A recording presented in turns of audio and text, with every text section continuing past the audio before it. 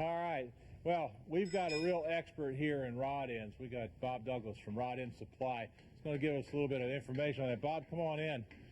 We got Sam here knocking that off, and hopefully he doesn't need any help. But in the meantime, what I'd like for you to do is explain to me here about what happens with these rod ends, especially with a vehicle like that and some of the things you run into. The rock crawlers, off-road vehicles get a lot of suspension travel. With that, the rod ends have to be able to travel sometimes further distances than what they're designed to do. Because of that, we have a lot of problems with bind up in the suspension.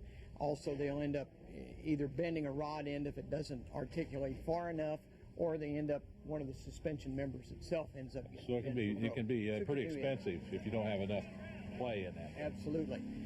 To go along with that, rod ends, most of the rod ends that are used on these types of vehicles either have a Teflon liner or they have a injection molded race material. With the constant strain back and forth, it flattens the material out, and once the material gets flattened out, the ball is loose. It gets grit and grime in between the ball and that liner, and it cuts the liner out.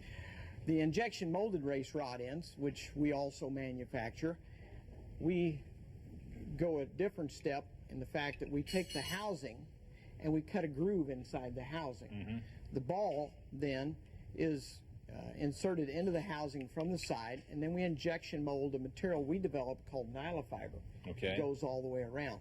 But as you can see, it's encapsulated in the housing, so there's nowhere for it to beat or mash out to. Right. It stays contained. Now, alignment is a big issue with these things. What have you got for that? Well, they make extended race rod ends of various and sundry natures. Basically what they're doing is they're taking the hole in the ball of a standard shank and they're making it smaller. So therefore, there is more misalignment.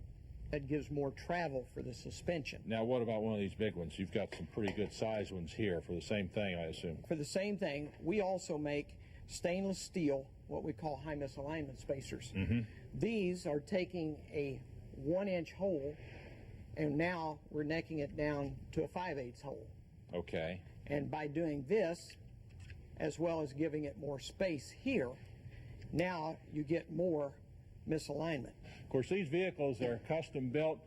The alignment isn't always quite accurate on that, plus with all the different angles that they get into, you can see why they can really create a problem. You can bind these things up if you don't have that extra help in there. Normally what happens when you're going past the angularity of the rod end, it gets into the housing. When that happens, it distorts the housing and it locks the ball up.